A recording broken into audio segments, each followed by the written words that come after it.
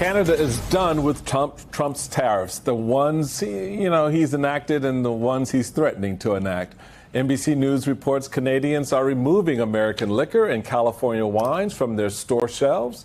They're pulling back on future visits to the U.S. They're pushing Buy Canadian to counter higher costs and spite Trump. And they are uncharacteristically brandishing unvarnished anger over what they see as a betrayal by a longtime friend. British Columbia's premier told NBC News, quote, "We're going to ensure that the Americans understand how pissed off we are, how unified we are, how committed we are to working as a country to stand up for each other." Joining us now is Canada's Minister of Finance and Intergovernmental Affairs, the Honourable Dominic LeBlanc. Welcome, sir. Good morning. Good morning, Mr. LeBlanc. It is good to see you. Do you see a path for restabilizing relations between the two countries?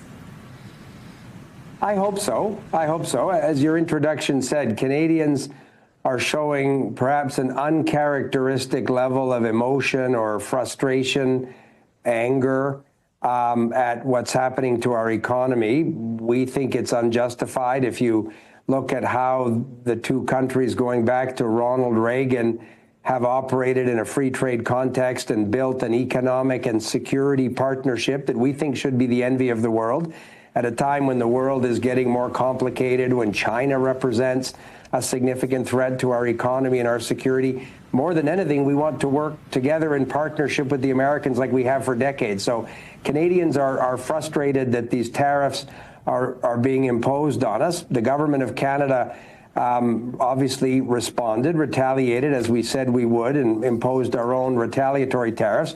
But we very much want to get to a position as quickly as possible where all these tariffs are lifted and we can get back to working on building a secure and prosperous economy in North America. I'm encouraged by my conversations with Secretary Howard Lutnick. He and I have gone back and forth a lot over the last number of weeks and speak quite regularly. I'm hoping we can find our way forward to get back to a position where we're working together on other threats and not simply attacking one another's economy, which isn't in the interests of certainly of the Canadian economy, and I would argue American consumers.